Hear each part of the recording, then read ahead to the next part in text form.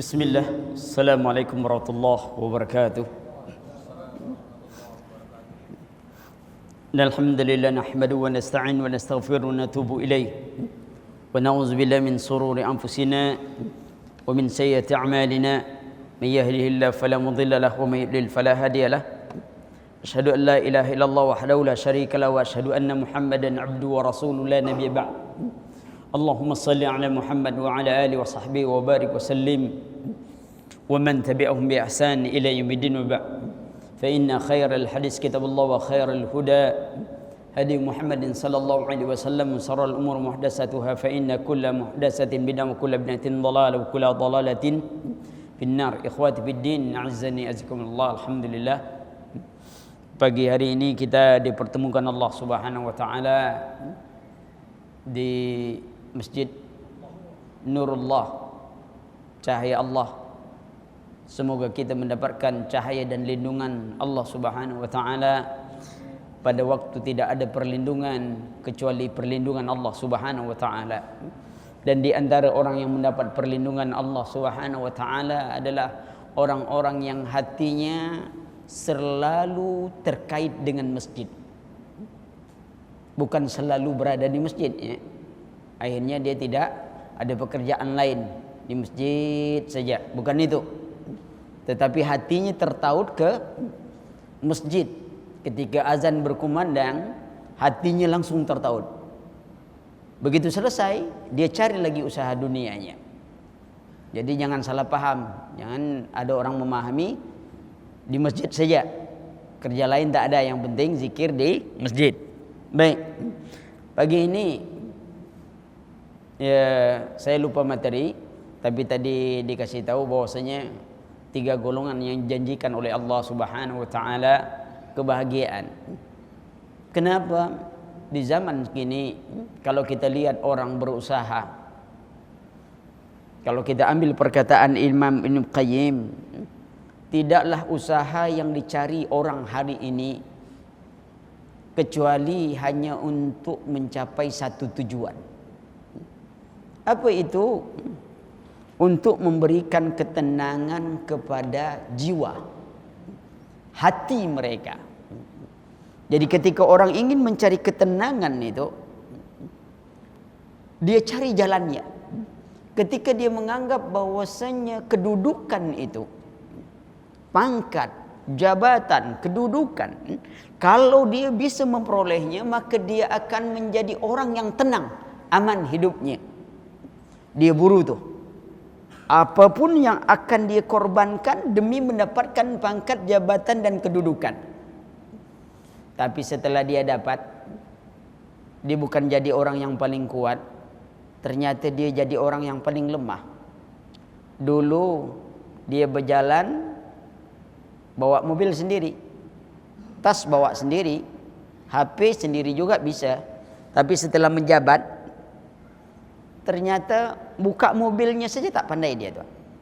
Mesti ada orang yang buka mobilnya itu. Kadang-kadang ngangkat sepatunya aja, bayangkan antum, sepatunya aja ada yang tukang bawakan tuh. Tasnya ada tukang bawakan. Malangnya itu waktu makan itu pun makan sisa orang. Kan sisa ajudan. Baru mau makan, kata ajudannya, "Permisi Pak, kita tes dulu ada racun apa tidak."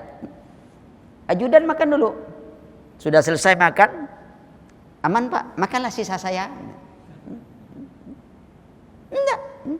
Hatinya tak tenang. Dia perlu pengawal. Dulu rumahnya aman, tak ada pengawal. Tapi sekarang tak aman. Apa bukti tak aman? Sudah dikawal. Lalu ketika ada orang menyangka bahwasanya kalau dia jadi orang terkenal, bahagia, ini sukses, saya sudah sukses, saya dikenal oleh semua orang. Tapi setelah dia terkenal, justru dia jadi susah hidupnya. Sakit gigi aja masuk berita, Pak. Sakit gigi saja. Belum lagi perceraian, itu baru sakit gigi saja. Seorang artis, ya, masuk rumah sakit gara-gara tertelan gigi sendiri. Ya, itu masuk berita itu. Bayangkan antum kalau naik pesawat orang minta tanda tangan semua. Susah. Maka itu Imam Ahmad katakan, aku menjadi susah karena dikenal manusia. Kalau dapat aku menyembunyikan diri di satu kampung sehingga orang yang tidak mengenal.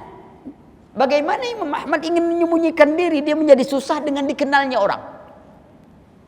Maka ulama kita dulu lebih banyak menyembunyikan diri daripada nak pamer-pamer diri.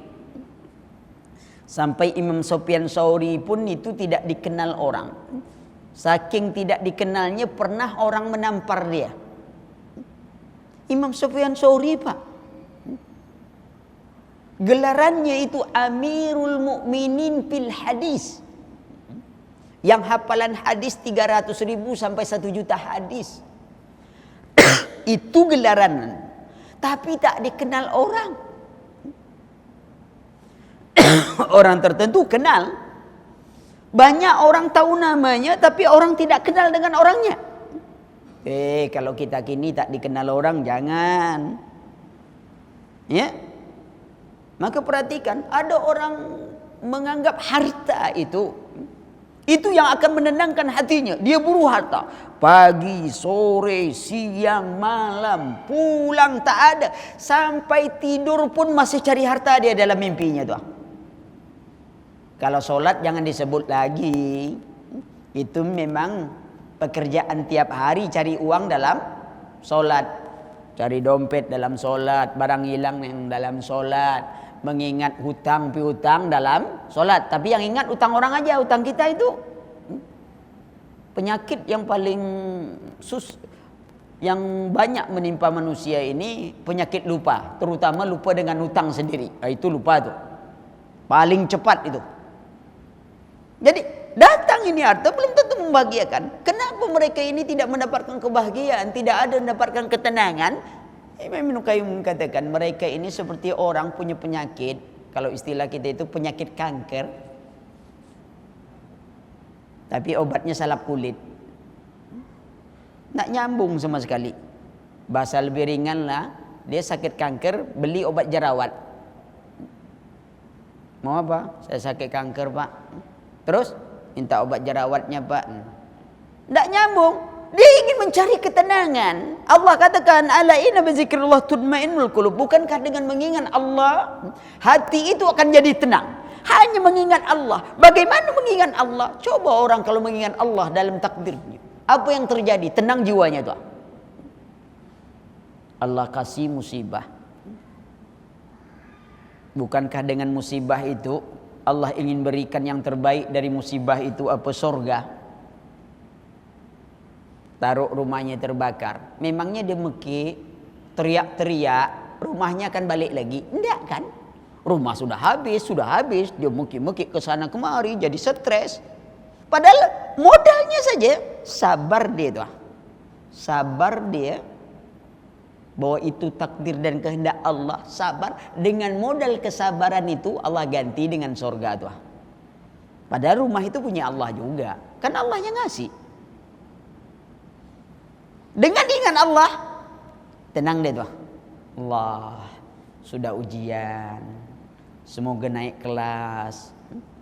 Tapi kita selalu mau naik kelas tidak dapat ujian. Tak perlu ujian. Padahal ujian itu tanda kesempurnaan. Pak, kalau ada perusahaan buat mobil, lalu mobil itu mau dijual keluar dengan harga sekian miliar, kira-kira mobilnya perlu diuji coba tak? Layak tak mobil ini dijual dengan harga sekian? Diuji. Kalau tidak layak, bisa-bisa mobil itu didaur ulang. Memang tak layak jual harga sekian, hancurkan lagi. Kita hidup diuji Allah. Kenapa diuji?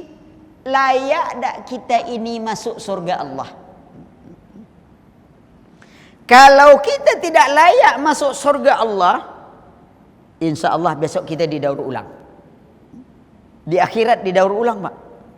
Apa kata Allah? Falamma nadijat juluduhum baddalnahum juludan ghairaha. Tatkala kulit mereka itu hangus terbakar, kami ganti lagi kulit yang baru, kami perbaharui kulit itu, kami ganti kulit yang baru, liyazuqul azab, agar mereka merasakan azab. Itu daur ulangnya tuh. Kalau ada nilai iman sebesar zarah, terakhir baru masuk surga.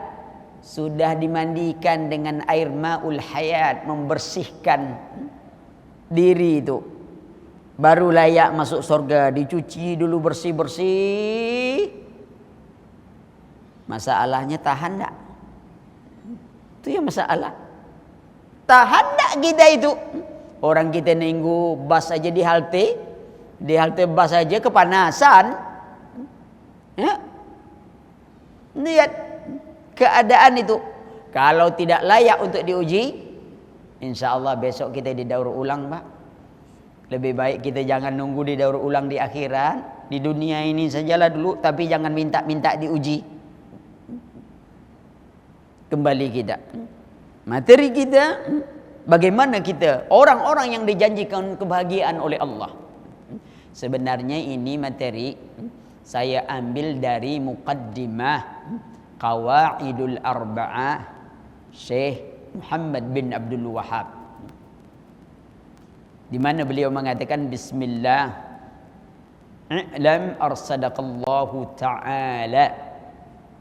Ini biasa para ulama kalau dia buka ini Qawaidul Arba'ah, i'lam, diawali bismillah, memang itu ibtida' bima jaa bihi Rasulullah sallallahu alaihi wasallam, pengamalan apa yang diajarkan oleh Rasulullah, wali kitabillah, dan kitab Allah memulai semua dengan bismillah. Kita mulai dengan bismillah.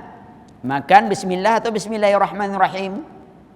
Kalau makan kita cuma disuruh baca bismillah.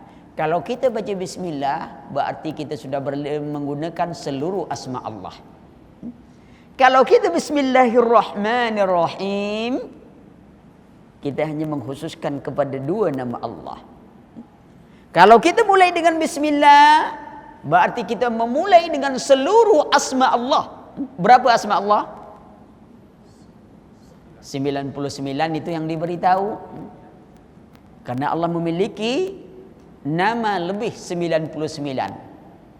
Mana dia? Ya namanya juga tak diberitahu. Gimana saya mau ngasih tahu? Ya, yang diberitahu cuma 99. Kita disuruh makan bismillah, cukup. Tidak ar-Rahman ar-Rahim. Enggak, sebab dengan bismillah masuk itu. Masuklah seluruh asma Allah Subhanahu wa taala. Awal i'lam. Lalu beliau i'lam. Kalau dalam bahasa Arab, kalau ada kalimat-kalimat i'lam itu makna kun mutahayyian mutafahiman. I'lam maknanya jadilah kalian mutahayyian, orang yang tenang tuan. Di dalam majelis itu kalian akan diberikan kepahaman tuan, dengan apa yang akan disampaikan. I'lam itu makna yang dituntut tuan. Berilmulah kalian. Bagaimana cara memperoleh ilmu itu? Tenang dalam majelis. Ada majelis bukan tak boleh. Ada majelis kata orang tak boleh ketawa. Itu salah. Maksud tenang tu tak ada ketika ustaznya bicara. Ya kalau bab kita untuk ketawa, kita ketawa biasa aja. Yang dilarang tu ketawa terbahak-bahak. Itu dilarang tuan. Bicara bab mati antum ketawa, itu aneh juga orang. Ini bicara tentang kuburan, tentang azab, ngakak-ngakak dia ketawa tuh. Ini apa orang? Tapi ada bicara tentang yang memang layak. Rasulullah saja biasa bersenda gurau kok. Suatu ketika Ali bin Abi Thalib makan, sahabat-sahabat makan bersama Rasul. Sudah banyak di piring. Jadi sisa makanan Ali radhiyallahu an dimasukkan ke piring Rasulullah. Rasulullah sudah habis juga. Lalu apa kata Ali bin Abi Thalib? Ya Rasulullah, kelihatannya lapar.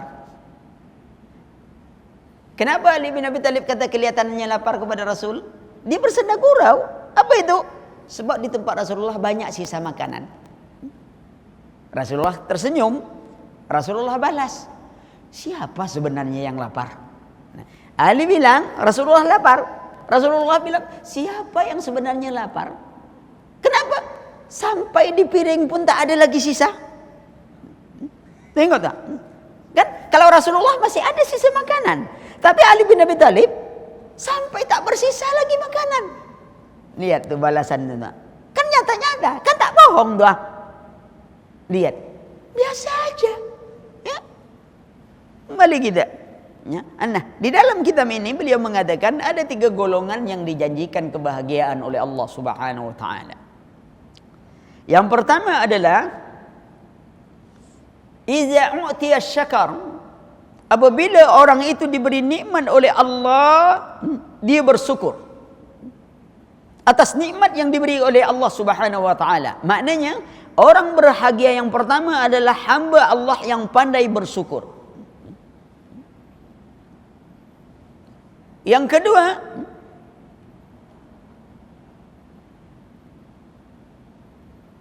apabila melakukan dosa, dia beristighfar kepada Allah Subhanahu wa taala. Yang ketiga, apabila mereka diuji, mereka bersabar dari ujian Allah Subhanahu wa taala. Baik, kita bahas secara ringkas. Golongan yang pertama adalah hamba Allah yang bersyukur.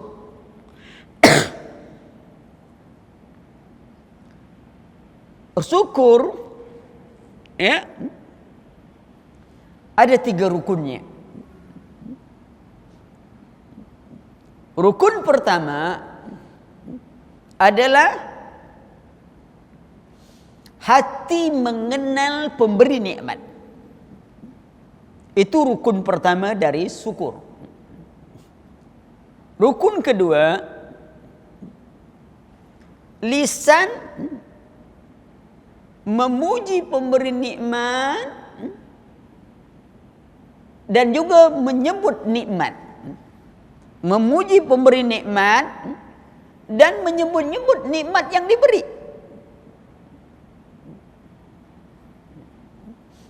Yang ketiga, menggunakan nikmat sesuai dengan tujuan pemberi nikmat. Ini 3 rukun tuh. Kalau kita buat contoh ringkasnya dulu, ya, logika ringkasnya dulu, kalau ada seorang anak pejudi kelas kakap, setiap kalah main judi, dia selalu minta uang sama bapak dengan ibunya. Suatu ketika bapak ibunya punya inisiatif, besok kalau anak ni minta uang jangan kasih uang lagi. Besok pas anak tu datang minta uang, kata ibunya tidak ada uang. Terus itu ada kopiah kain sarung, ambil. Anak ngambil kopiah kain sarung, terima kasih ibu, dia pergi. Semenjak dapat kopiah dan kain sarung, kalau ketemu bapak dan ibu, sang anak tidak pernah lagi minta uang. Hati ibu senang, bapak senang. Tapi lama-lama ibunya juga bertanya juga, kamu sekarang agak berubah dari yang dulu. Setiap ketemu bapak sekarang ibu sering ngucap terima kasih. Kok lain perubahannya? Dengan santai sang anak jawab, benar pak, bu, dulu kan saya pejudi kelas kakap. Setiap habis uang kalah saya minta uang. Tapi semenjak dapat kopiah kain sarung, alhamdulillah, saya tak pernah kalah lagi pak. Tak pernah kalah. Berhenti tak dia berjudi itu? Tak berhenti, tapi dia ucapkan terima kasih. Bersyukur tak anak ni? Tak bersyukur walaupun dia mengucap terima kasih. Kira-kira kalau kita jadi orang tua, apa kita bilang anak kita tuh? Kurang ajar. Kita bagi dia kopiah, kita bagi dia kain sarung itu untuk apa? Supaya dia sholat dan bertobat dari berjudi, bukan tambah berjudi. Jadi walaupun dia mengucapkan Alhamdulillah, tapi dia tak gunakan nikmat sesuai dengan tujuan pemberinya. Tak bersyukur dia tak. Tengok tu, ada orang kadang-kadang main domino, turun bala 6-nya, Alhamdulillah dia. Alhamdulillah. Ada apa? Baru turun bala 6. Waktunya dah tu Allah tu, tapi dia ucap juga Alhamdulillah tu. Lihat tu. Baik, kita bahas satu-satu. Pertama, hati makrifah. Hati mengenal pemberi nikmat. Bagaimana kita mengenal Allah Subhanahu wa taala? Karena kita tidak mungkin mengenal Allah Subhanahu wa taala kecuali kita belajar, menuntut ilmu. Kita mengenal Allah. Bagaimana datang cinta? Ini akibat pepatah nih. Kan pepatah kita sering mengatakan apa?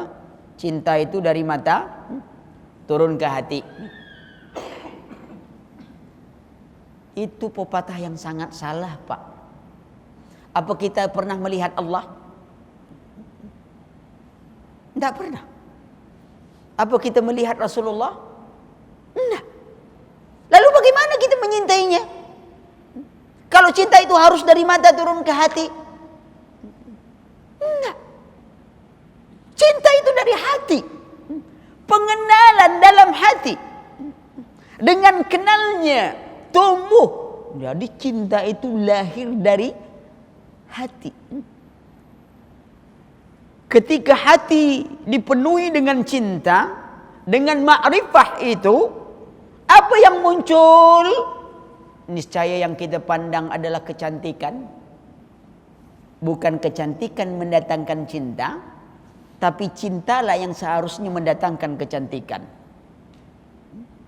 Kita kan terbalik tuh.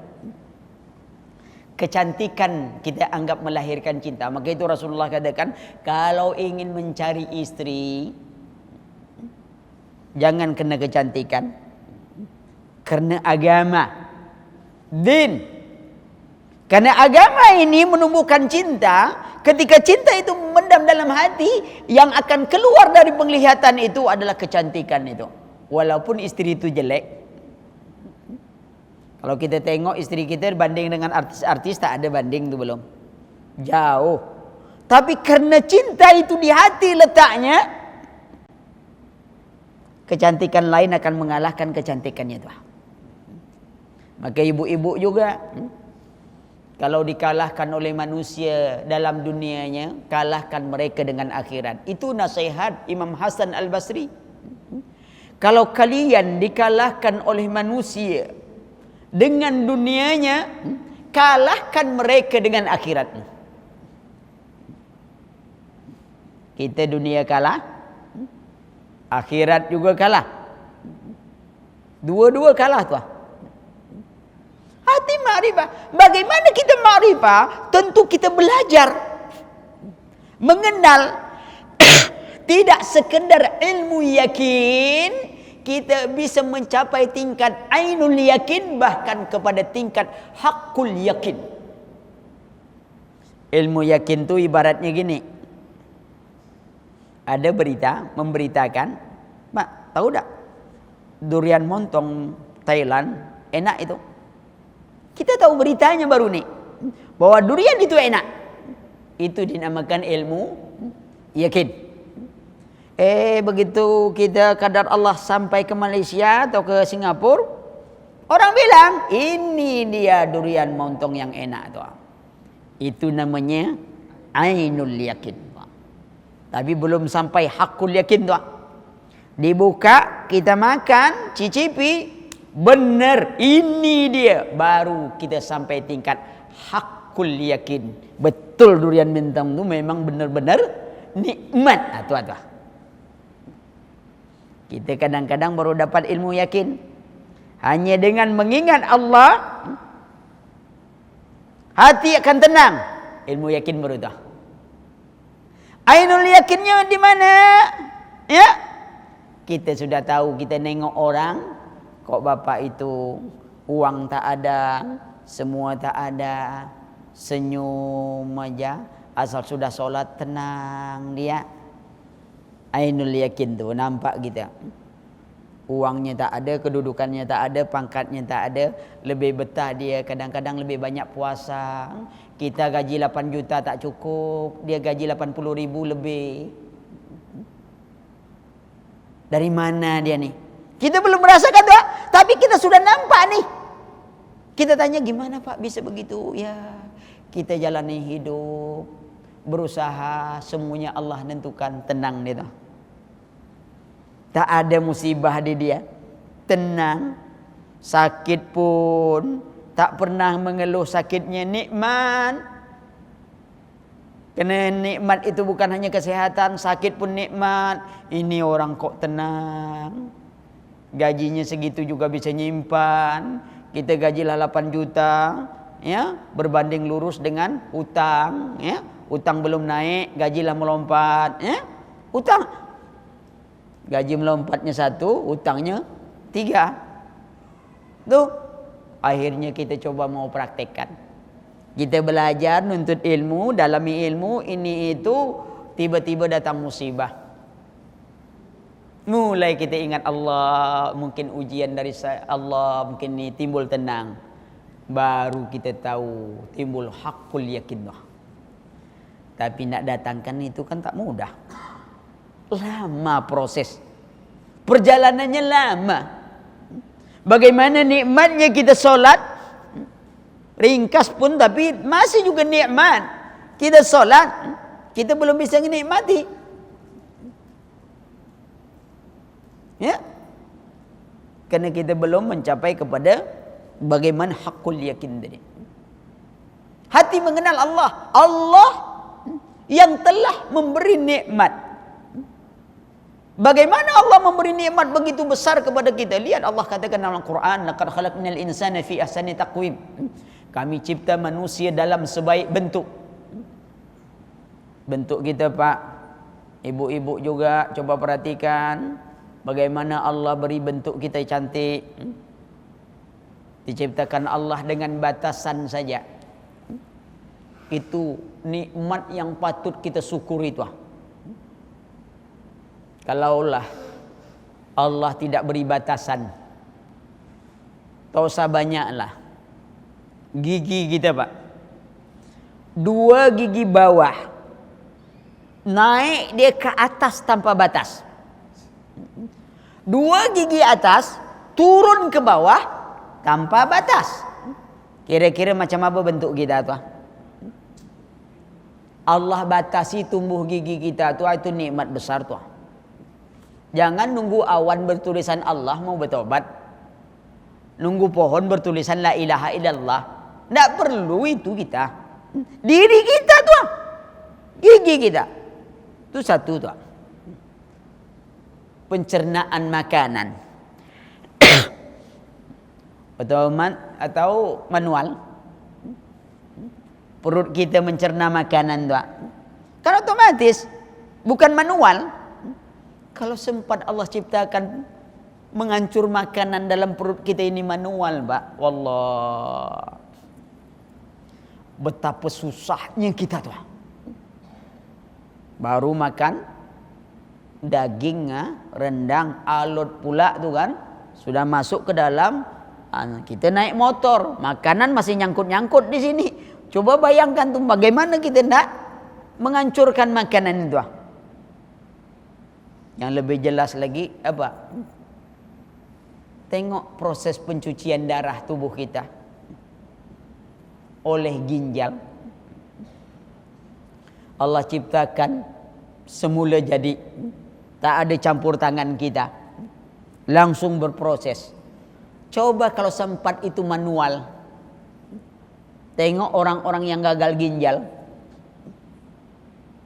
harus cuci darah. Masuk darah, cuci lagi. Ada yang pakai langsung bawa selang untuk cuci darah. Berapa susahnya hidupnya. Bagaimana Allah memberi demikian nikmat kepada kita. Tidak ada yang memberi kita nikmat itu kecuali Allah Subhanahu wa ta'ala. Tapi adakah kita mentaati Allah dengan nikmat yang demikian banyak? Kita kerja di perusahaan, patuh kita bukan main tuh dengan perusahaan. Apa saja kata bos perusahaan, iya Pak. Kalau kita tanya kenapa antum begitu taat pada bos perusahaan, dia ngasih kita makan, di mana antum? Memangnya antum duduk aja di perusahaan? Enggak kan, antum kerja. Bukan dia ngasih antum makan. Bos tuh tak ngasih antum makan ya akhi. Uang yang antum terima bukan dikasih dia, itu karena antum kerja. Jadi bukan dia ngasih makan. Dari mana antum katakan dia ngasih makan? Allah yang memberi makan kita. Sebab yang kita makan milik Allah. Lihat. Nikmat yang banyak Allah berikan. Tapi ada kita mentaati Allah? Tidak. Kita kalau ada teman baik, kita baru di PHK, rumah saya kontrakan diambil, berhenti bekerja tadi, istri mau melahirkan, anak mau masuk kuliah, yang satu baru masuk SMA, uang tak ada, di rumah sakit bingung. Tiba-tiba datang orang, rupanya teman lama. Ada apa Ki? Kenapa bingung sekarang? Istri saya mau melahirkan, anak mau kuliah, yang satu mau masuk sekolah, pekerjaan sudah tak ada, rumah pun sudah mau diambil orang. Ya. Lalu kenapa tuh bingung? Ya gimana saya harus membayarnya semuanya? Teman bilang sudah, besok pindah ke rumah kontrakan saya dan antum tak ngontrak, tinggal saya di situ. Mobil bawa, ambil yang di rumah ada mobilnya, antum bawa pindah. Istri antum nanti anak tanggung, anak antum biar sekolahnya anak tanggung. Kemudian antum kerja perusahaan, itu ada direktur baru mundurkan diri, antum jadi direktur lah. Kira-kira apa kita ucapkan teman nih? Hah? Namanya langsung selama ini sudah dikasih begitu pekerjaan, kita masih minta juga sama dia lagi. Terima kasih akhi, minta nomor telepon. Coba bayangkan Pak. Semua dari kasih, nomor telepon kawan pun mau diminta. Kan kalau mau catat aja, jangan diminta nomor telepon dia. Itu nomor telepon dia satu-satunya. Tak pernah ganti-ganti, antum minta pula nomor telepon dia. Sudah ini dikasih, itu dikasih, apa dikasih, sekali ngomong, terima kasih banyak akhi, bisa minta nomor telepon. Allah, rumah dikasih, ini kasih, apa dikasih, nomor telepon kawan diminta. Catat nomor teleponnya. Baru misi saya mau catat nomor telepon, boleh.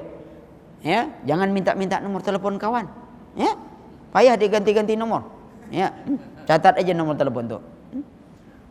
Nama pun berubah. Tuan penolong. Nama.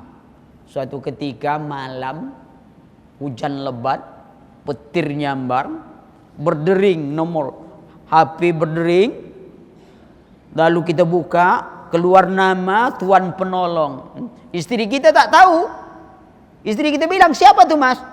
Malam-malam ini jam 2 seperti ini, petir nyambar seperti ini, nelpon juga lagi. Siapa? Apa yang kita jawab pada istri? Jangan sembarang ngomong deh. Baca. Tuan penolong, kata istri. Dia aja langsung tuh, tuan penolong. Sambut. Setelah minta, ternyata tuan penolongnya tadi minta ada atap rumahnya yang terbuka, minta tolong baikkan malam itu juga. Kira-kira pergi atau tidak? Kalau orang punya iman, kalau orang punya rasa, pandai berterima kasih, istri pun sudahlah mas, cuman masalah atap saja. Orang ini semua punya dia, ini punya dia bagi, ini dia bagi, semua dia bagi. Ya, nanti diambil dia, masalah atap aja kita tak bisa bantu dia ini. Udah pergi, saya tak apa-apa. Begitu lapang hatinya, dia pandai berterima kasih. Pertanyaannya, kalau Allah yang bangunkan kita malam, petir nyambar, kilat menyambar, ada lolongan anjing malam-malam, kira-kira ibu-ibu bangkit tak malam? Sebab menurut hadis, kalau ada lolongan anjing berarti ada syaitan lewat. Saya rasa banyak yang mundur tu. Awalnya pas terbangun terdengar kokok ayam. Kan kalau ayam berkokok katanya salah satu tanda melihat malaikat. Pergilah tempat wuduk. Selesai berwuduk baru angkat takbir, anjing melolong. Tak jadi angkat takbir, kena ada setan lewat. Akhirnya kita jadi setan. Tengok berapa banyak nikmat yang Allah sudah bagikan. Maka itu Imam Abdullah Mubarak katakan, kadang-kadang manusia itu kalau ukuran ketaatan pada Allah, dia dikalahkan kesetiaannya oleh seekor anjing kepada tuannya. Coba perhatikan anjing, diseret tuannya tu. Kadang sebagian anjing dibawa berburu tu, disuruh mencari babi. Sudah dapat babi, bosnya makan babi, dia makan tulang babi. Tapi tetap dibawa, sudah tu diikat, sudah tu di tepi pagar, tapi anjing tetap setia dengan tuannya. Dia tetap melonglong, menggonggong orang yang tak dia kenal. Takkan pernah anjing nak bukakan pintu untuk musuh tuannya, tidak. Manusia yang Allah sudah beri nikmat dengan sekian nikmat. Dulu dilahirkan tanpa punya mata tak melihat, Allah beri penglihatan. Punya kaki tak bisa berjalan, Allah beri kekuatan untuk berjalan. Punya telinga tak mendengar, Allah beri pendengaran. Tak punya pakaian, Allah beri pakaian. Tak punya ilmu, Allah beri ilmu. Tak punya kekuatan, Allah beri kekuatan. Setelah mereka memperoleh semuanya itu, ternyata mereka tidak mentaati Allah Subhanahu wa taala. Tengok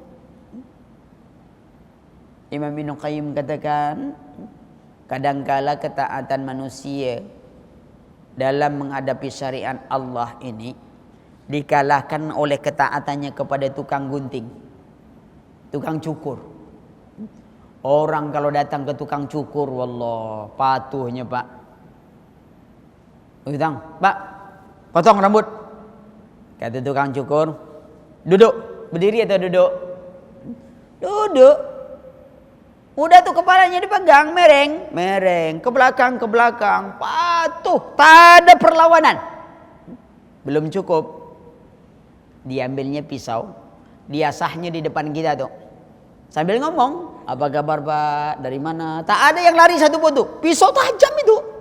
Belum selesai, udah selesai tuh, langsung ke sini. Ini jenggot, mau diapain? Dihabiskan atau dirapikan? Rapikan saja Pak. Ini makin panjang aja nih. Kata orang makin panjang makin bodoh. Katanya, oh enggak lah, orang anak baru lahir aja belum berjenggot, belum tahu apa-apa. Semakin panjang makin pintar justrunya. Anak baru lahir kan belum jenggot tuh. Mana ada orang lahir jenggotan kumisan, tak ada. Baru lahir. Iya, gitu. Kalau nonton film Shaolin gitu juga, yang baru-baru belajar kan nggak ada. Kalau ilmunya tinggi-tinggi baru jenggotnya panjang-panjang. Nah udah rapikan aja. Yang masalah bagi kita, kenapa kita patuh? Tak ada perlawanan. Pokoknya terima apa saja, patuh, taat. Kenapa? Karena kita baik sangka kepadanya, bahwa tukang cukur tidak akan mencelakakan kita. Apapun yang ia lakukan untuk kita dengan tujuan memperbaiki diri kita, penampilan kita agar baik, rapi. Adakah kita baik sangka kepada Allah bahwa apa saja yang diperintahkan oleh Allah dan Rasulnya baik untuk kita, apa yang dicegah oleh Allah dan Rasulnya buruk untuk kita? Adakah kita baik sangka kepada Allah dan Rasul? Ternyata tidak. Kita selalu saja buruk sangka kepada Allah dan Rasul. Maka itu kita dalam beriman, dalam mengamalkan, kita memilih Ini kira-kira bisa diamalkan atau tidak? Coba bayangkan. Cuman masalah celana saja kadang-kadang payah kita tuh. Rasul suruh pendekkan. Kadang alasan payah pak. Kenapa susah? Kan yang disuruh motong tuh celana kita, bukan celana orang. Kalau kita disuruh motong celana orang, iya susah. Kan celana kita. Itu pertama tuh. Motongnya pun bukan waktu makai. Sebelum makai dipotong. Jangan sedang makai dipotong. Tapi semuanya susah. Itu dunia ini terbalik pak. Zaman ini memang zaman yang terbalik lagi tuh pak. Disuruh panjangkan, dia pendekkan. Disuruh pendekkan, dia panjangkan. Bapak-bapak suruh pendekkan pakaian, dia panjangkan. Ibu-ibu suruh panjangkan, dia pendekkan. Nah, itu banyak tuh. Dunia yang terbalik sekarang. Tak mutlak. Jadinya separuh-separuh. Ini menunjukkan sejauh mana pengenalan kita kepada Allah Rabbul Alamin. Nah, untuk itu kita perlu belajar. Boleh rutin belajar apapun, tapi ingat peningkatan ilmu kita. Setelah kita berilmu, kita mengenal bahwa pemberi nikmat Allah Subhanahu wa taala, dan Allah Subhanahu wa taala Maha perkasa, Maha sempurna, azabnya sangat pedih. La in syakartum la azidannakum wa la in kafartum inna azabi lasyadid. Kalau kamu bersyukur kepada nikmatku, aku tambah nikmatmu. Tapi apabila engkau kufur, kata Allah Subhanahu wa taala, ingat azabku amat pedih. Lihat bagaimana rahmat dan kasih sayangnya Allah. Bersyukurnya kita, tidak bersyukurnya kita, itu tak ada sebenarnya kepentingan Allah. Seluruh kita ini taat kepada Allah tidak menambah kemuliaan Allah. Seluruh kita ini kafir, engkar, tidak akan mengurangi kemuliaan Allah. Allah perintahkan itu kepada kita, menunjukkan bagaimana rahmat dan kasih sayangnya Allah pada kita. Allah tak butuh kepada kita. Lihat, apakah kita memanfaatkan waktu kita untuk itu? Kalau sudah tahu Allah memberi nikmat, langkah berikutnya kita memuji. Memuji pemberi nikmat, timbul cinta. Cinta melahirkan pujian, bukan pujian melahirkan cinta. Cinta, alhamdulillahi rabbil alamin. Segala puji bagi Allah Rabbul Alamin. Kenapa kita memuji Allah? Dari sini dikatakan ada cinta di dalamnya. Karena tidak mungkin lahir sebuah pujian kecuali di hati dan jiwa itu penuh dengan kecintaan. Kalau kita mandang orang dengan mata kebencian, semuanya buruk tuh. Kadang-kadang ditolong, kita bilang, ngapain nolong? Memangnya saya butuh pertolongan? Mentang-mentang kaya, kamu mau lihatkan kekayaan sama saya? Kena marah. Besok pas musibah tak ditolong, marah lagi dia. Kamu sudah tahu orang dapat musibah, menolong pun tidak. Jadi kita jadi bingung. Kemarin ditolong, kita dimarahin dia. Sekarang kita tak nolong, kita kena marahin juga. Kenapa itu bisa terjadi? Karena dia memandang kita dengan mata pandangan kebencian. Maka pandanglah saudaramu itu dengan mata cinta, dengan hati yang penuh cinta. Karena dengan kecintaan itu maka indahlah semuanya. Apalagi suami istri. Kalau hati dipenuhi dengan cinta, indah semuanya tuh. Tapi kalau tidak, wah semuanya jelek aja tuh. Kita kalau sudah benci sama orang, ya, apapun yang kita dengar tuh, jelek aja tuh. Oh si Anu kemarin buat ada tuh infak banyak. Alah, itu pamer-pamer aja itu.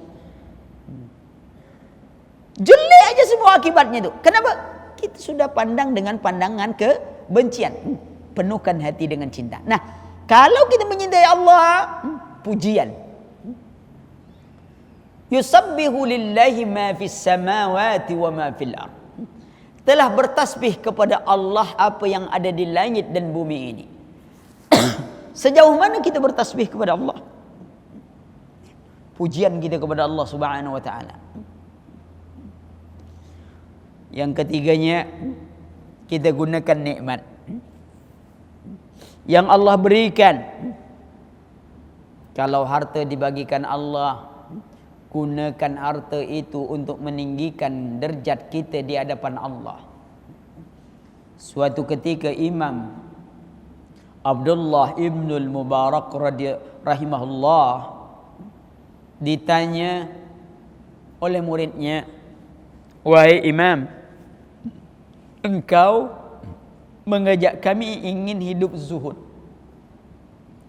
tapi kami lihat engkau sendiri hartamu banyak karena beliau orang kaya, ilmu sudah jelas banyak. Sudah itu ketika hartamu hilang, engkau gelisah. Sementara dia mengajak orang untuk hidup zuhud." Apa jawab Imam Abdullah Mubarak? "Bagaimana aku tidak gelisah? Karena aku ingin dengan hartaku itu meninggikan derajatku di sisi Allah Subhanahu wa taala." Tengok jawaban ulama tu. Dia ingin hartanya itu menjadi sebab tingginya derajat di sisi Allah Subhanahu wa taala. Bukan dicampakkan. Jadikan itu harta. Dunia ini tak berharga, tetapi kenapa kita tidak mau jadikan sesuatu yang tidak berharga itu untuk kita mendapatkan kedudukan yang mulia? Tapi kita kan selalu tidak ingin mendapatkan yang mulia.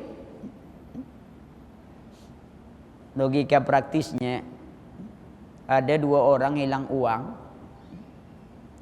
lalu ditanya pada satu orang, taruhlah dia hilang uang 5 juta nih, duduk dalam masjid gelisah-gelisah gini.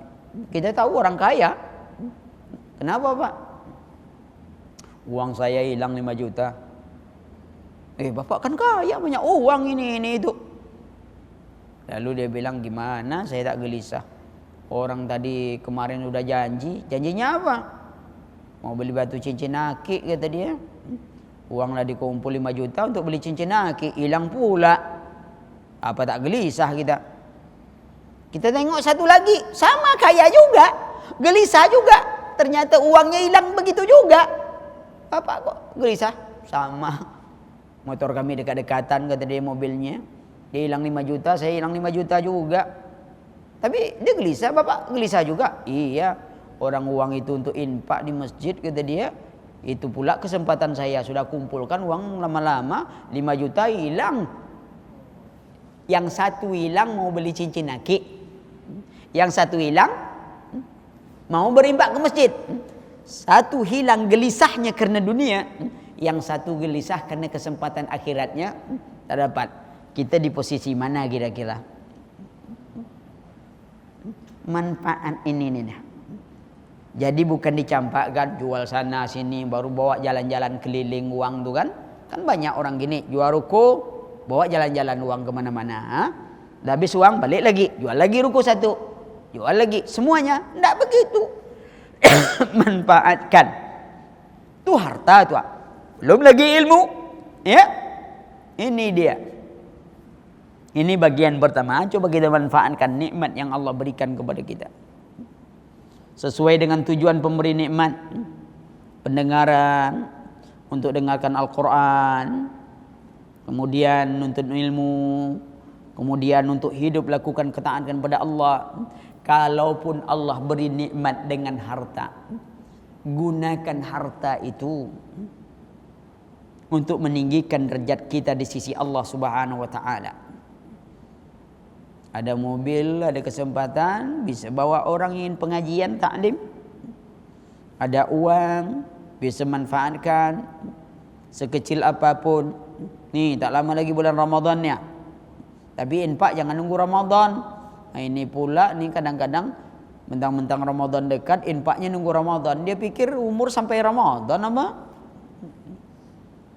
Puasa kita tahun ini tanggal berapa kira-kira? Nah, ini kesalahan jawaban, Pak. Puasa kita insya Allah tahun ini tetap 1 Ramadan. Jadi kita tak usah bingung. Puasa kita tahun ini insya Allah tetap 1 Ramadan. Ya. Mau 6 mau 7 Juni terserah sajalah. Pokoknya 1 Ramadan kita puasa. Jadi kita tak bingung, kita tunggu aja tanggal 1 Ramadan. Tapi kita manfaatkan. Sudah itu yang kedua, kita ambil saja yang kedua adalah orang-orang yang apabila melakukan kesalahan dia beristighfar kepada Allah. Kullu bani Adam khata'un wa khairu khata'in at-tawwab. Setiap anak Adam mesti bersalah. Tetapi sebaik-baik orang yang bersalah itu adalah orang yang bertobat dari kesalahannya. Maka itu kita juga salah. Kalau kita ingin mencari orang yang tidak memiliki aib di dunia ini. Kadang-kadang kita pun mencari ustadz yang tak ada aib. Ini yang payah juga nih. Sebab ada bertanya kadang, ustadz, ada apa? Saya sudah banyak ikut kajian ustadz. Terus? Tapi setelah lama saya ikut-ikutkan, tak ada ustadz yang dapat dicontoh. Ustadz yang itu setelah dapat utang sama saya tak pernah bayar utang lagi, ustadz, kata dia. Ustadz yang itu ini pula ustadz yang itu ini pula. Tak ada ustadz yang bisa dicontoh. Saya katakan Allah tak menyuruh nyontoh ustadz. Allah suruh siapa? Laqad kana lakum fi Rasulillah, bukan fil ustadz, fi Rasulillah. Itulah kesalahan ente mencari tauladan dalam ustadz. Antum dapat ilmu, kalau ustaz tu tak ngamalkan, antum ngamalkan. Sebab contoh teladan kita siapa? Rasulullah. Pelajari sirah Rasul, bukan sirah ustaz. Sirah Rasul pelajari. Itu teladan kita. Jangan pelajari sirah ustaz. Oh, kita ingin ustaz betul. Tetapi ingatlah, kalau kita mencari saudara tanpa aib, man talaba akhan bila aibin baqa bila akhin. Barang siapa mencari teman tanpa aib, tanpa cacat dan celah, baqa bila akhin, maka tinggallah dia sendirian tanpa sahabat. Allah sayang pada kita sehingga maksiat kita, dosa kita tak berbau. Itu tanda sayang Allah tuan. Kalau sekiranya dosa kita berbau, ada tak orang yang ingin berkawan dengan kita? Tidak ada. Berapa banyak bau kita? Karena banyak maksiat kita, banyak dosa kita. Tapi Allah sayang kepada kita sehingga dosa kita itu dihilangkan. Tak ada baunya dosa kita itu. Maka orang-orang yang janji kebahagiaan, dia bersegera. Wasari'u ila maghfiratin min rabbikum wa jannah. Mereka bersegera ke ampunan Rabbnya dan menuju surga Allah Subhanahu wa taala seluas langit dan bumi. Segera mendatangi itu, subhanallah. Ini dia. Satu ketika Imam Hasan Al-Basri berkata kepada orang-orang tua, wahai orang tua, tanaman itu kalau sudah tua diapakan? Orang tua semua jawab, saatnya untuk dipetik, dituai. Lalu Imam Hasan Al-Basri rahimahullah berkata kepada anak-anak muda, wahai anakku yang muda, ingatlah kalian, kadang-kadang tanaman itu sudah dipetik sebelum tuanya. Apa maknanya? Mati. Yang tua-tua nunggu mati. Tapi ingatlah wahai yang muda, bahwa tanaman, bahwa mati itu tidak menunggu tua. Kadang-kadang muda juga sudah mati. Suatu ketika Imam Fudail bin Iyad melihat sahabatnya, lalu beliau bertanya, wahai saudaraku, berapa tahun umurmu? Saudaranya bilang 60 tahun. Imam Fudail katakan 60 tahun. Berarti engkau berjalan ke haribaan Allah dari 60 tahun yang lalu sampai hari ini. Berarti engkau semakin dekat kepada Allah Subhanahu wa taala. Lalu temannya katakan, inna lillahi wa inna ilaihi raji'un. Kita dari Allah dan kembali kepada Allah. Imam Pudel katakan, tahukah engkau makna yang engkau ucapkan? Bahwasanya kalau kita dari Allah dan akan kembali kepada Allah, yakinlah bahwa Allah tidak akan membiarkan semua nikmat yang kita nikmati kecuali Allah minta pertanggungjawaban. Sudah bersiap apa belum? Kata temannya, bagaimana bersiap? Imam Pudel katakan, perbaiki sisa usia yang Allah bagikan, maka Allah akan memperbaiki semua keburukan masa lalu tu.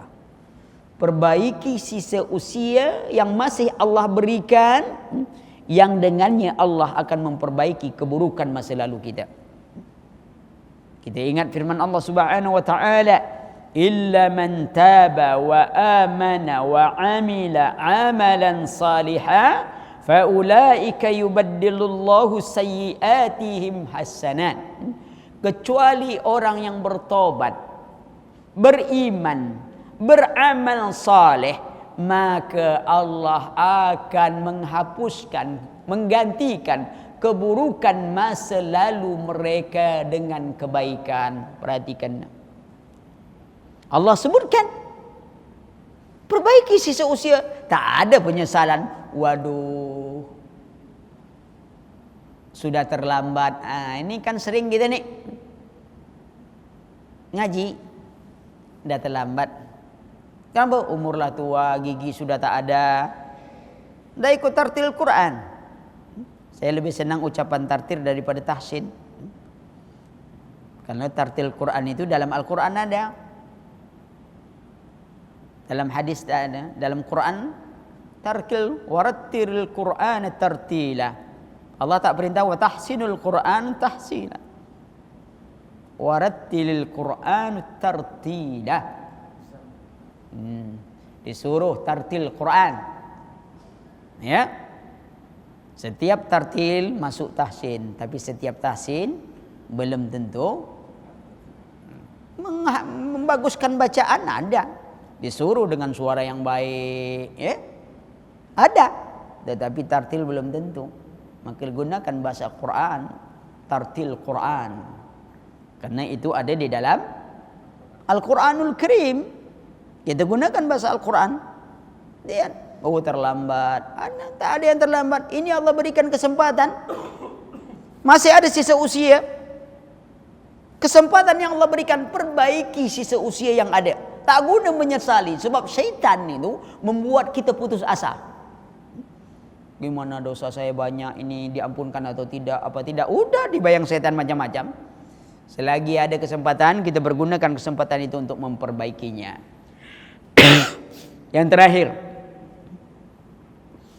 yakni sabar. Sabar, bagaimana kita dibentuk untuk jadi orang yang sabar. Tapi pada pahami dulu bahwa sabar itu ada 3 jenis sabar. Pertama, sabar dalam ketentuan syariat.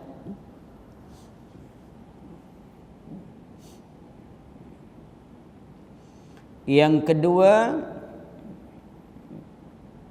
sabar dalam menghadapi tabiat, yakni sifat manusia. Yang ketiga, sabar dalam menghadapi musibah.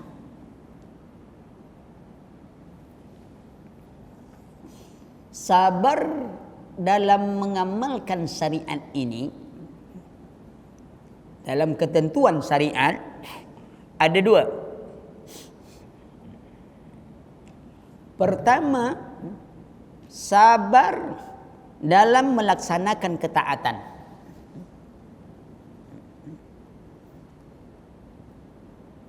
Yang kedua, sabar dalam menghindari maksiat.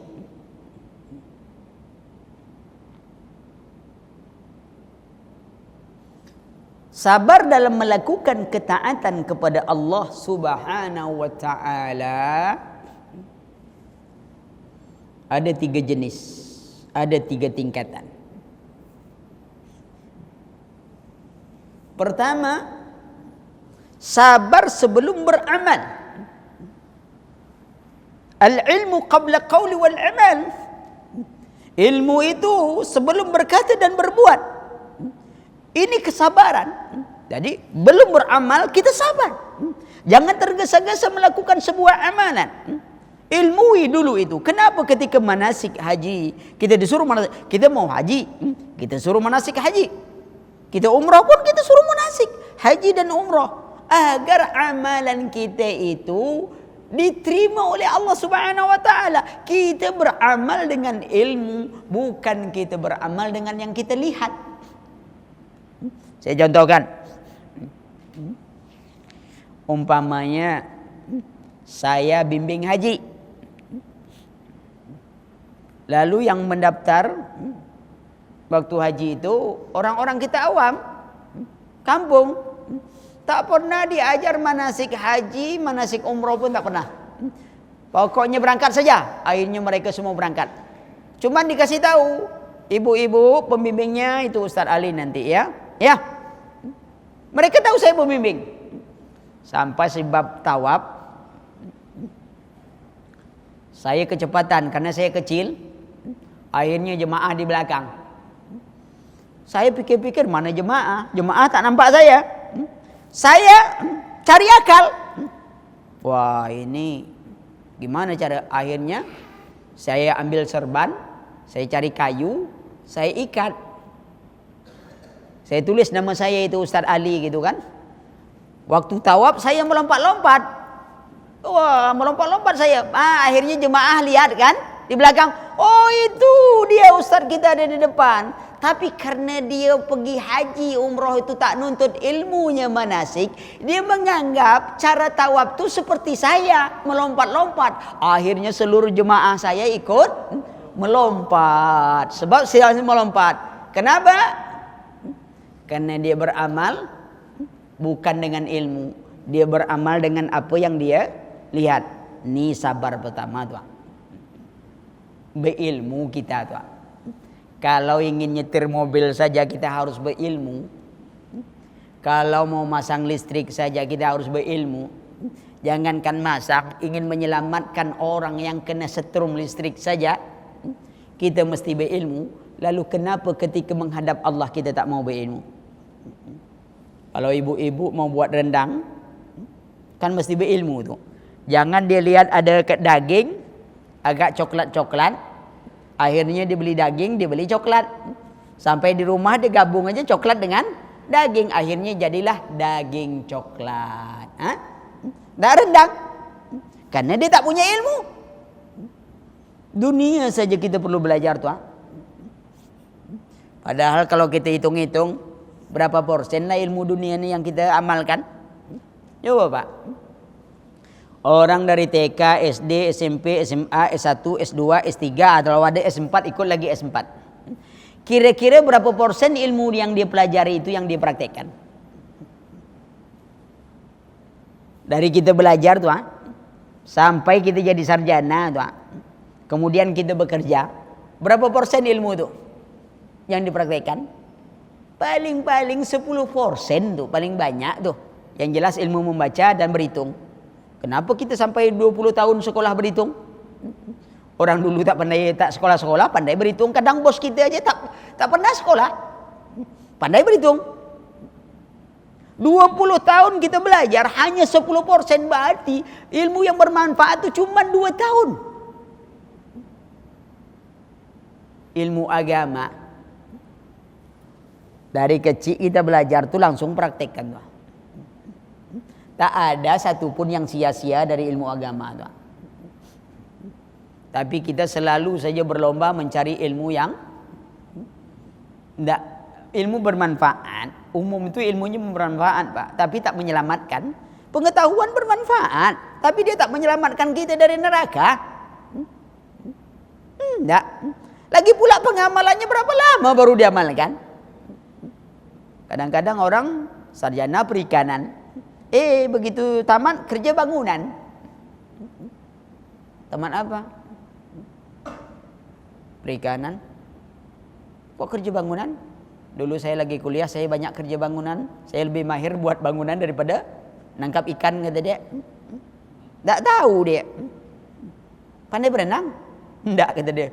Oh, rupanya sarjana perikanan tak pandai berenang. Jadi anu, saya biasa ikan akuarium aja Pak, jadi tak perlu nangkap-nangkap jauh, kata dia. Tuh, ilmu. Sudah itu dalam beramal, saat beramal tuh perlu sabar tuh. Ini majelis taklim.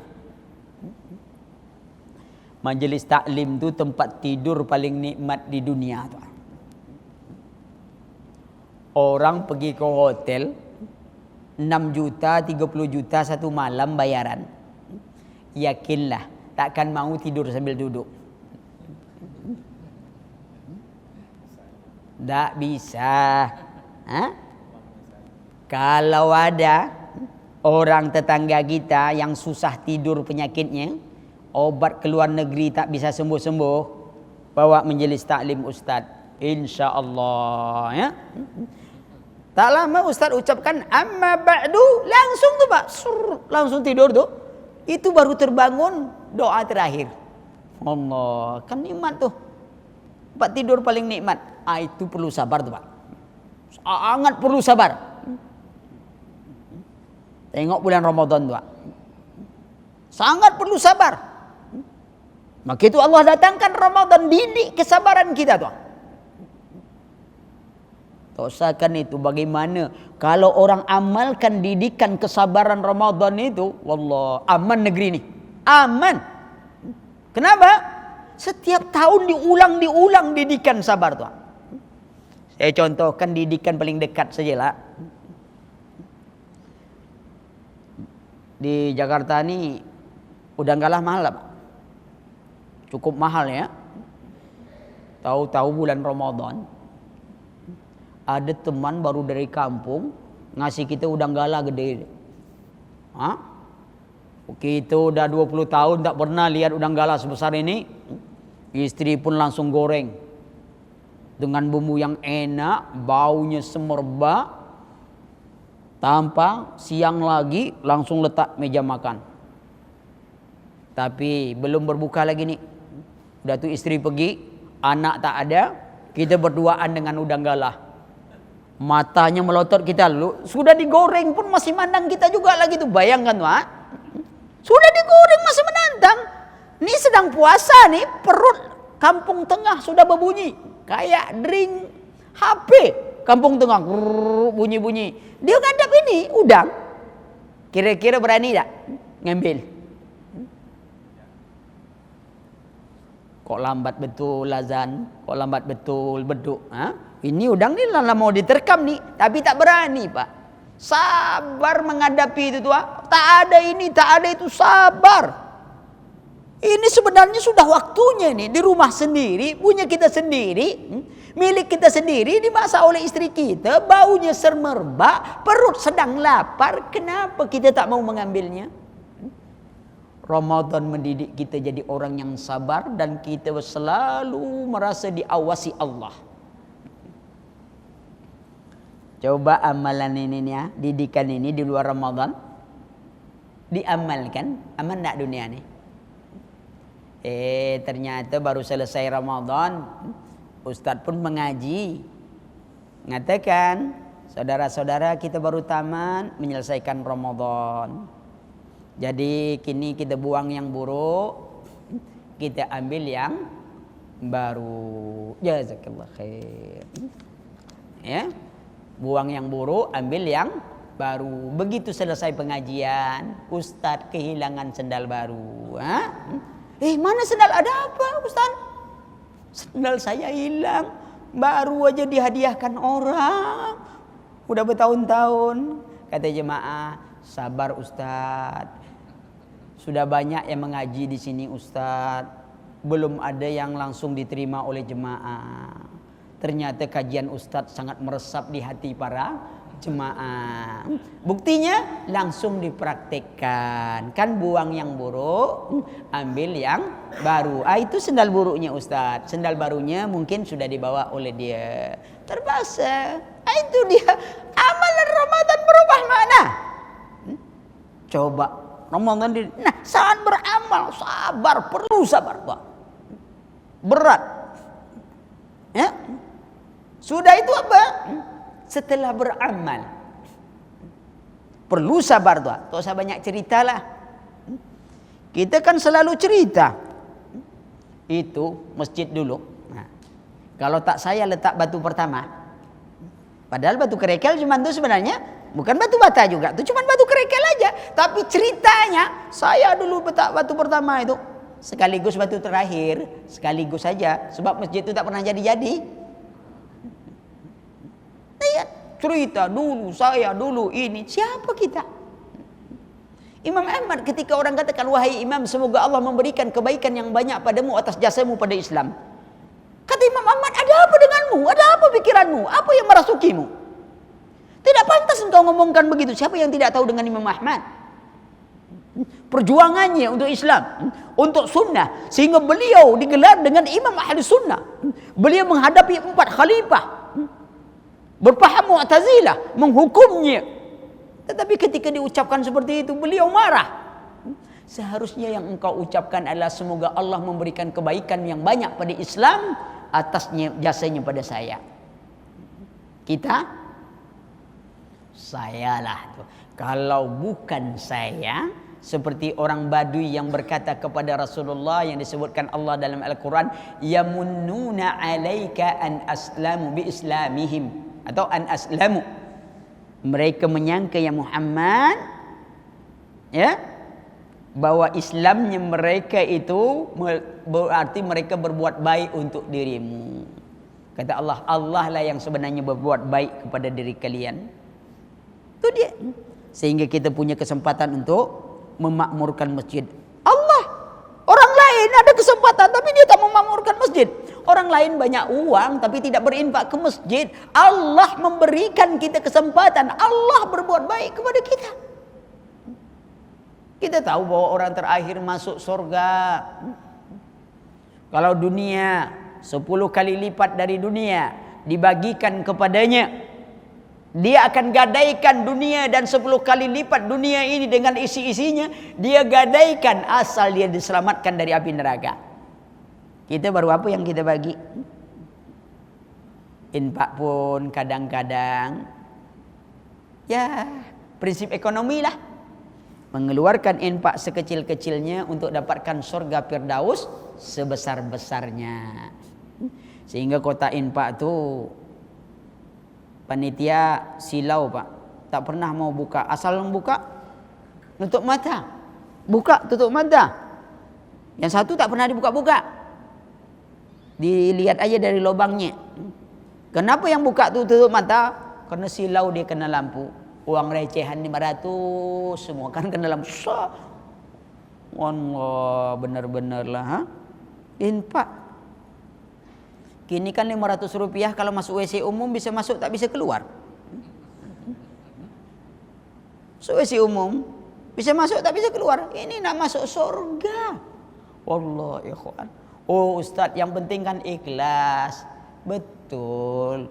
Tapi kan keikhlasan itu kan juga lihat kata Allah, yang paling engkau cintai. Ikhlas betul. Tapi yang paling engkau cintai, memang 500 rupiah sangat berharga dibandingkan orang berinfak 5 juta. Sementara kekayaannya mungkin 1 triliun. Orang ini punya uang cuman 5.000 rupiah. Kalau keluar saja 500 berat bagi dia. Dia paksakan keluar 500 lah. Tinggi nilainya itu. Sayang dengan benarnya 500 lah. Sebab dia punya duit cuma 5.000. Yang orang tadi uang dia 1 triliun. 5 juta tuh tak ada apa-apanya bagi dia. Tapi kan ikhlas itu kan bernilai itu tadi. Tidak, uang sudah jelas banyak. Itu kan cuma uang recehan, kembalian parkiran aja. Karena di parkiran 500 tak diterima sekarang, terpaksalah dia dibalikkan ke masjid. Karena mau tak mau kota infak tu tak bisa nolak. Ya?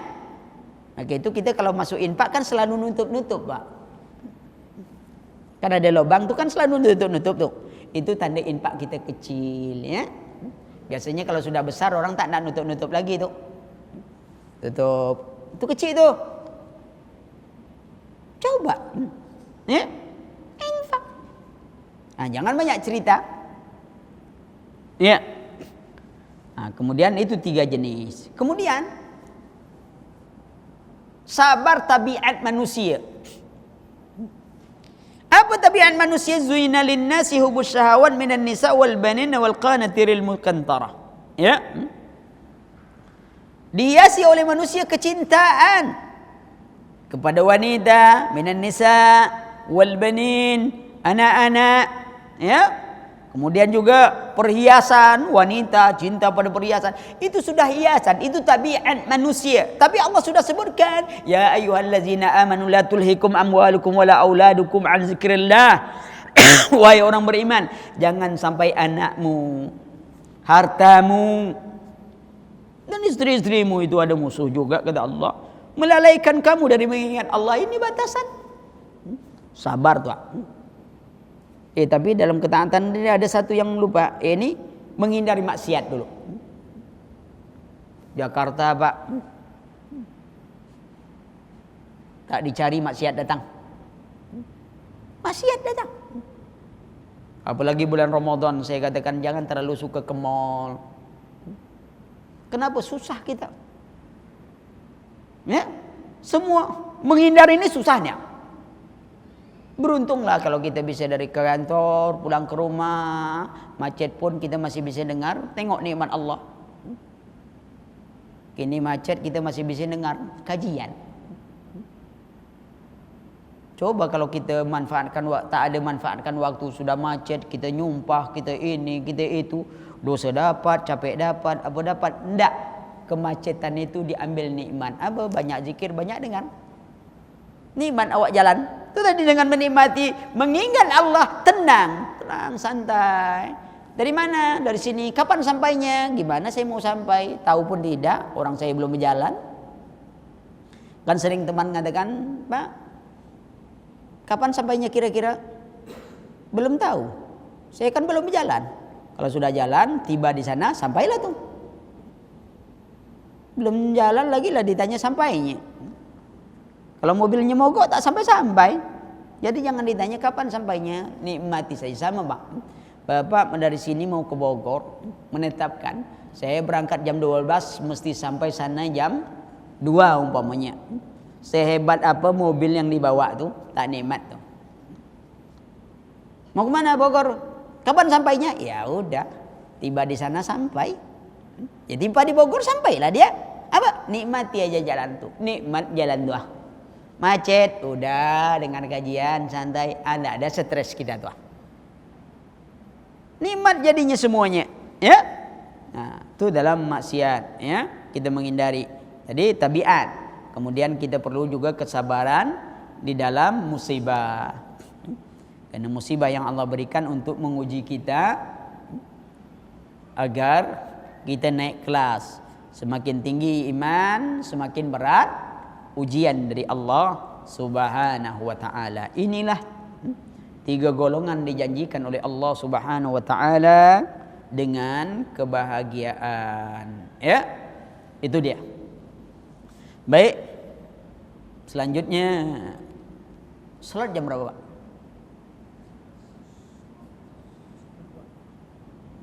11? 11 berapa? Oh, 11.52. Berarti kita bisa sampai jam berapa, Mak?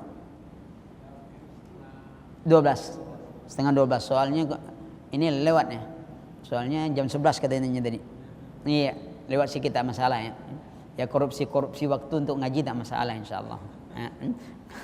Kalau korupsi waktu dalam pekerjaan dilarang. Masuk jam 7 kita masuk jam 8, gaji dimakan penuh. Maka kita korupsi waktu, korupsi uangnya. Baik, lebihnya kita pertanyaan. Subhanakallahumma wa bihamdika asyhadu an la ilaha illa anta astaghfiruka wa atubu ilaik. Ini ada tulisan pertanyaan bagaimana cara agar bisa istiqomah. Karena iman kan naik turun, karena ujian suka datang tiba-tiba. Bagaimana agar bisa istiqomah? Karena kan manusia terkadang lupa, suka khilaf. Bagaimana Ustaz? Intinya adalah bagaimana istiqomah. Ujian itu datang tiba-tiba, tidak ada aba-aba. Pertama saya jawab dulu bahwa ujian datangnya bukan tidak ada aba-aba. Sudah ada aba-aba. Allah katakan kan kalau kita beriman pasti diuji oleh Allah. Hasiban nasu aysraku ayyakulu amanna wa hum la yuftanun. Apakah manusia menyangka apabila mereka mengaku beriman kepada Allah mereka tidak kami uji coba? Yang namanya hidup adalah ujian. Itu hidup tuh. Maka itu saya dulu kalau ngajar saya tak suka memberi anak pengumuman ujian. Tiba-tiba datang ujian, ulangan. Pak Ustaz, kok tak diberitahu? Awal masuk tahu tak kalian? Ini sekolah. Iya. Kalau sekolah kan ada ujian. Ada. Itu sudah beritahu. Kalian masuk di sini, kalian masuk sekolah. Setiap sekolah ada ujian. Ada ulangan tak? Ada. Maka kalian harus bersiap menghadapinya. Kapan waktunya pun persiapan itu yang paling penting. Bukan nunggu ujian datang. Allah tak beritahu kita datang ujian. Betul. Tapi dari awal sudah kasih tahu bersiaplah menghadapi ujian itu. Lalu bagaimana kita istiqomah? Memang untuk istiqomah ini berat. Al-imanu yazidu wa yanqus. Iman bertambah berkurang. Bertambah iman dengan ketaatan kepada Allah, berkurang iman dengan maksiat kepada Allah Subhanahu wa taala. Untuk istiqamah berat. Yang pertama kali kita lakukan doa. Ya muqallibal qulub sabbit qalbi ala ta'atik atau sabbit qalbi ala dinik. Yang membolak-balikkan hati. Hati tidak dinamakan hati kecuali karena cepatnya berubah. Kita duduk gini nih, lah janji ni. Akhi, gimana nanti? Keluar yuk. Oke. Begitu sampai di luar, langsung berubah tuh. Iya, kita tak jadi. Cepat hati itu berbolak-balik. Lebih cepat daripada gelegaknya air yang mendidih itu. Air mendidih kan cepat itu, mendidihnya itu. Hati itu lebih cepat berubahnya dari itu. Maka itu doa. Rasulullah berdoa agar hatinya diistiqamahkan oleh Allah Subhanahu wa taala. Istiqamah. Dan Rasulullah dalam tafsir Ibnu Abbas menerangkan tidak ada ayat yang menyebab Rasulullah lebih cepat berubah tentang Rasulullah sallallahu alaihi wasallam disebutkan Rasulullah oleh Ibnu Abbas kecuali ayat tentang istiqamah. Susah. Buktinya apa? Iman bertambah berkurang. Tuh kalau mulai Ramadan, wah semangatnya itu Allah. Malam pertama itu betul-betul begadang itu. Bisa kita tidak tidur sampai pagi itu. Begitu bangkit semangat tuh. Semuanya semangat. Ujung lama capek kortikus tuh. Semangat gitu tuh. Makin kurang. Ini keadaan. Doa, kemudian usaha. Apa usaha kita diantaranya tadi? Nuntut ilmu. Sudah nuntut ilmu, berkumpul dengan orang-orang yang saleh dan salehah. Kalau kini kanlah banyak perkumpulan, Pak. Walaupun dia tidak berkumpul. Ada Facebooknya, ada WhatsAppnya. Saya tidak menganjurkanlah. Kalau dapat janganlah. Kenapa? Itu alat orang kafir nak merusak kita. Terutama Facebook. Kalau ibu-ibu sudah ikut juga WhatsApp, ingat. Jangan terlalu banyak komentar. Jangan suka meneruskan berita-berita ini. Kalau ada hapus langsung. Kenapa? Kalau itu berita bohong, lalu kita follow up ke yang lain, maka kita menanggung dosa seluruhnya. Jangan banyak komentar, salah komentar bahaya. Fitnah. Fitnah terjadi, orang lebih senang bertemu di dunia maya daripada itu. Orang seperti itu akan mudah stres. Lama Sang istri sibuk memijit BlackBerry, yang suami pijitannya Lenovo, yang anak-anak ora opo-opo. Sama aja tuh semua. Lihat pengaruhnya. Alat teknologi bisa kita manfaatkan sangat banyak. Ada efek, ada ini kita bisa gunakan, bisa buat ada Al-Quran di situ, ada apa di situ. Tapi peluang-peluang yang akan menghabiskan waktu kita chatting sepanjang-panjangnya. Wah. Apalagi sekarang musim selfie, selip-selip nepi. Itu saya bilang selfie, selip-selip nepi. Sedang ramai-ramai, minggir-minggir, selfie. Yang lebih malang lagi bapak-bapak sedang makan durian enak-enak, foto durian, kirim pada istri. Wallah, tak kesian apa dia nengok istrinya cuma nengok makanan tu aja. Kalau kirim durian lumayan, ini cuma foto. Nah lihat, berkumpul dengan orang-orang yang soleh. Ya, tadi doa untuk ilmu, berkumpul kita dengan orang-orang yang soleh, supaya kalau kita lalai ada yang menasihati kita, karena iman itu memang bertambah dan berkurang. Ya, yang lain?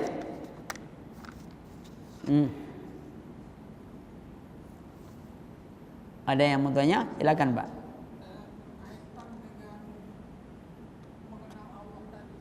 Iya.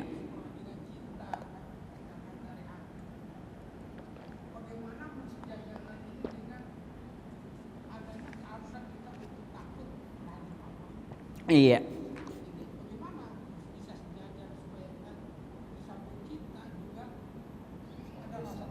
Iya. Baik. Kalau kita bicara tentang cinta kepada Allah, tentu kita sebenarnya bicara tentang ini. Tapi bab kita tadi bab cinta. Sesungguhnya dalam ibadah kepada Allah Subhanahu wa taala, kalau syarat kita sebutkan bahwa syarat ibadah ikhlas dan mutaba'ah. Rukun ibadah cinta, harapan dan takut. Sempurnanya ibadah ini dia. Banyak mungkin udah tahu bahwa rukun, syarat oke. Tapi bagaimana tanda sempurnanya ibadah kita? Banyak kita tak tahu. Sehingga kita tidak bisa menilai sampai di mana sebenarnya ibadah kita ini. Kuantitas banyak, tapi Allah tidak mengukur banyaknya amalan. Khawarij kalah sahabat. Qurannya, sholat sunahnya. Bayangkan, Khawarij tapi apa disebut Allah? Rasulullah sebutkan sebagai kilabun nar, anjingnya neraka. Kita sudah ibadah banyak, taklim banyak, tapi adakah kualitasnya meningkat? Ali bin Abi Thalib katakan, jangan kalian disibukkan memperbanyak amalan, tapi coba sibukkan memikirkan kualitas amal.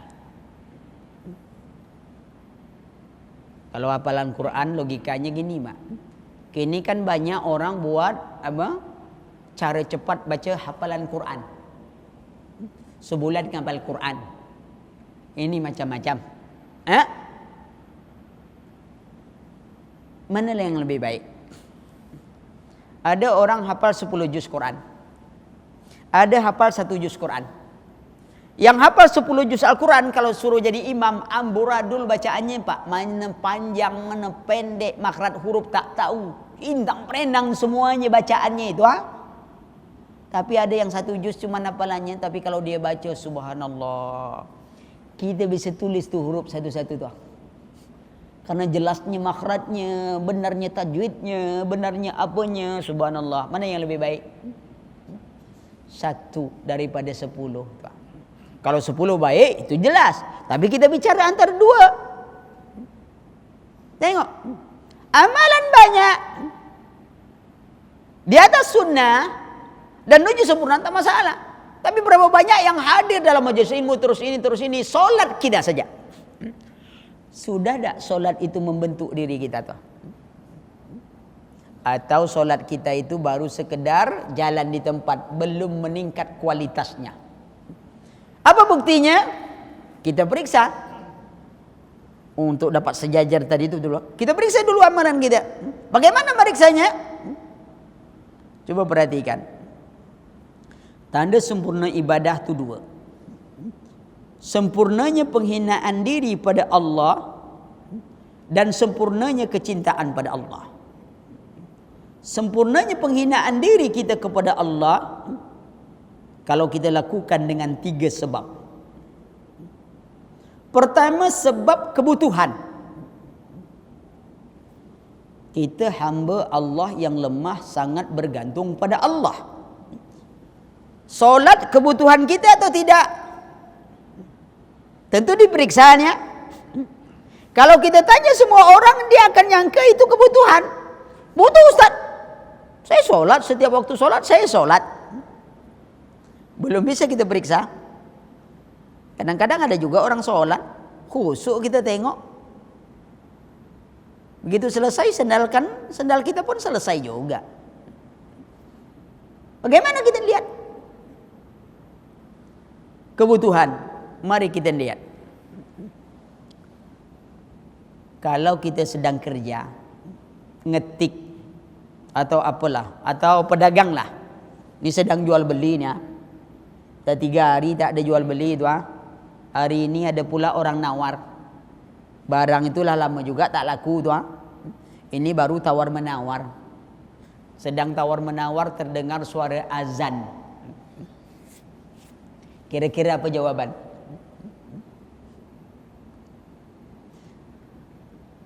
Kalau dia apa, Allah, jual beli belum lagi lah, azan pula Bilal. Itu isyarat bahwa dia walaupun pergi solat, solat itu hanya kerana kewajiban, belum kebutuhan dia. Ibu-ibu sedang goreng ikan baru terjerang ikan, terdengar suara azan. Lah azan pula, ikan baru terjerang. Dosa itu ni Ramadannya. Banyak ada orang datang Ramadan, apa jawabannya? Allah lah datang pula lagi Ramadan, utang Ramadan kemarin belum dibayar lagi. Letih belum lagi, kini sudah datang. Itu menunjukkan tidak kebutuhan amalan itu. Baru hanya sekedar memenuhi kewajiban.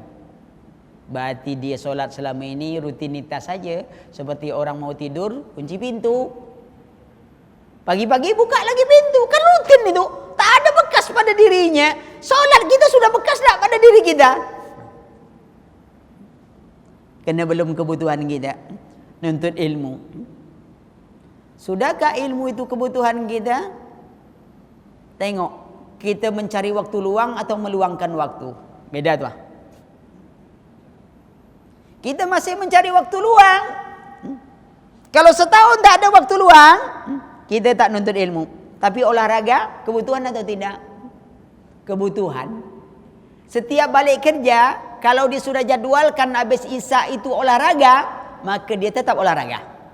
Karena itu kebutuhan dia. Nuntut ilmu? Enggak.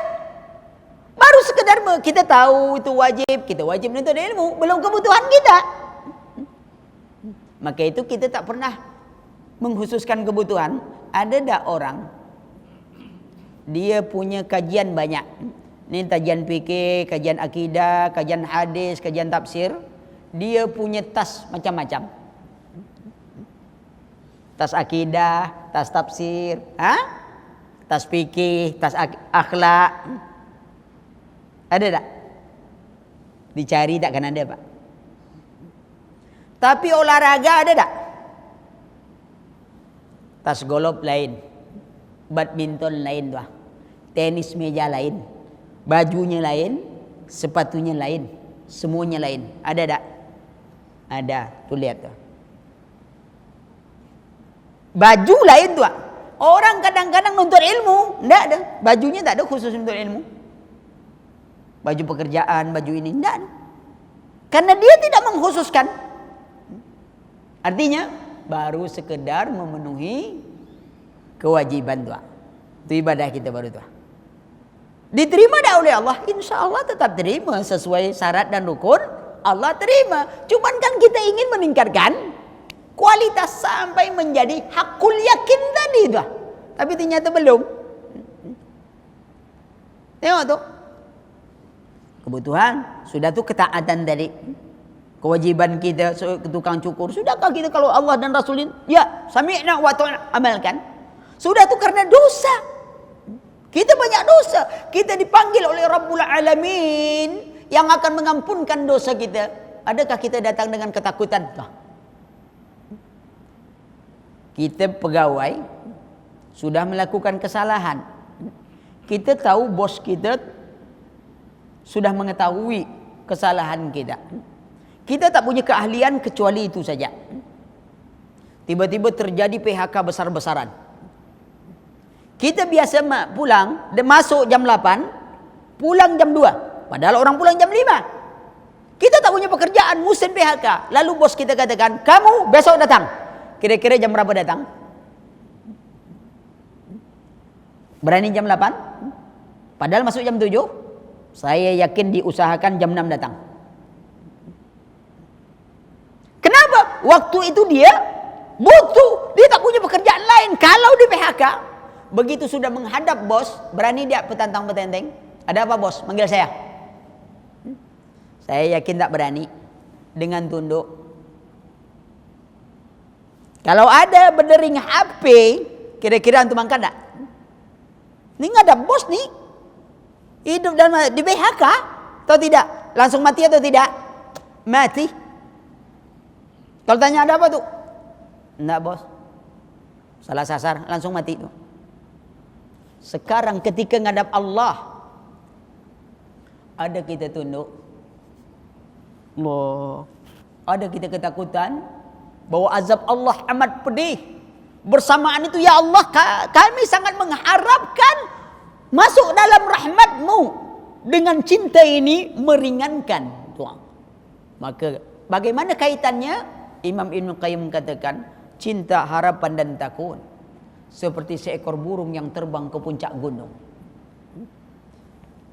Kalau burung itu hanya terbang dengan kepalanya saja, hanya cinta saja, tanpa dua sayapnya, sampai tidak dia? Tidak. Kalau dia berterbang dengan selembar sayap juga, dia tidak akan sampai. Apalagi tidak ada kepalanya, bagaimana dia akan sampai? Maka dia harus terbang dengan kepalanya, dengan sayap cinta, dengan kepala cintanya, dengan sayap harapan dan sayap ketakutannya, dia terbang sampai dia ke puncak gunung. Ibadah tuh. Ternyata kita belum sampai sempurna kan, Mbak? Itu menunjukkan kita Ramadan ini harus berusaha untuk menyempurnakan itu. Tanamkan ke hati kita bagaimana azab Allah yang demikian. Tapi tidak ada yang bisa menyelamatkan ini kecuali Allah. Besar pula harapan kita. Lalu kita mendatangi dengan cinta, membuat amalan kita itu jadi ringan. Ringan. Berdoa, subhanallah. Ini dia. Ternyata ini belum. Banyak kita tak nilai sampai di mana. Maka dia tak membekas. Solat kita. Lalu kalau begitu ditambah dengan hati kita yang sakit. Bukan mati. Hati orang kufur mati. Hati kita yang sakit. Mana hati yang sakit? Hati yang tergantung kepada kekuatan daya tarik. Kalau ngajian kuat nariknya, ngaji dia tuh. Kalau bola kuat nariknya, nonton bola dia tuh. Ketika ada pertarungan, ini ada taklim. Ini ada pertandingan final sepak bola Indonesia lawan Brazil, Piala Dunia. Kira-kira antum Salat dulu atau sepak bola dulu? Subuh pula tuh. Subuh. Salat subuh. Pas di awal pertandingan final Indonesia melawan Brazil. Belum pernah masuk. Ana yakin tengok dong di mana daya tarik. Kalau daya tarik bolanya tinggal salat subuh tuh. Tapi kalau dipikir, alah bola kan bisa nonton juga, nanti diulang orang juga. Kalau menang Indonesia insya Allah tuh sebulan itu aja tuh acara tuh. Sedangkan kalah aja dia bisa apa kan? Tapi lihat deh tarik. Kita ingin seperti itu. Dengan apa? Ilmu. Tak bisa simsalabin. Training. Ya Rasulullah katakan saja kita tak akan dapat solat 100%. Lalu antum mau training manajemen solat khusyuk. Rasul katakan tak bisa. Ada orang yang bisa buat. Dari mana menentang? Buktinya tak ada lah. Harus rutin latihan. Ketidakhusukan kita itu tak bisa dilatih. Itu disebabkan apa? Hati kita itu yang perlu diperbaiki. Imam Ibnu Qayyim katakan orang yang punya penyakit di dalam hati seperti orang yang memegang sepotong makanan daripada anjing yang kelaparan. Iblis dan antiknya itu anjing yang kelaparan. Orang itu memiliki makanannya. Bayangkanlah kalau di tangan kita ada makanan anjing yang kelaparan. Lalu kita simpan, kita usir anjing. Pergi dah anjing tuh? Enggak. Dia baru pergi meninggalkan kita kalau makanannya kita lempar jauh-jauh. Kalau mau periksa kata Imam Ibnu Qayyim, periksa dalam solat. Sibuk. Tiba-tiba kita belanja, mau bayar, dompet hilang. Cari tak dapat, cari ini susah semuanya. Tiba-tiba terdengar suara azan. Solat dulu atau cari dompet? Hah? Solatlah, karena udah lama ngaji. Kalau ditanya, Pak, udah ketemu dompetnya? Dengan santai jawab, sudahlah. Kalau ketemu rezeki, tapi kalau tak ketemu sudah kadar Allah. Ya. Yang ngomong itu lisan atau hati? Hah? Lisan. Hati sedang jatuh cinta pada dompet. Itulah dia makanan setan. Itu makanan setan, dompet yang hilang tadi. Itu makanan setan. Hati kita sedang tertanam cinta, kita sholat. Allahu Akbar. Baca Al-Fatihah. Apa yang terbayang? Hah? Dompet.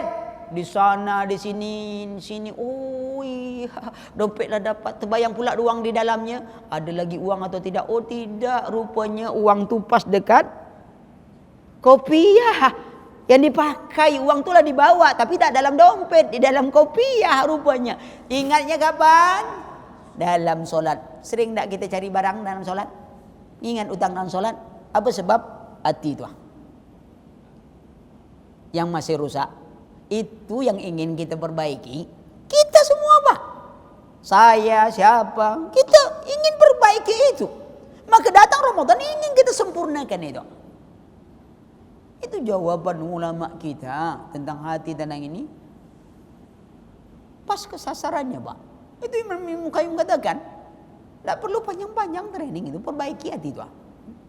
Belajar kita sehingga ibadah kita menuju tingkat kesempurnaan. Ya, saya rasa itu dulu. Semoga bermanfaat. Pas 11:30. Subhanakallahumma wa bihamdika asyhadu an la ilaha illa anta astaghfiruka wa atubu ilaik. Wassalamualaikum warahmatullahi wabarakatuh.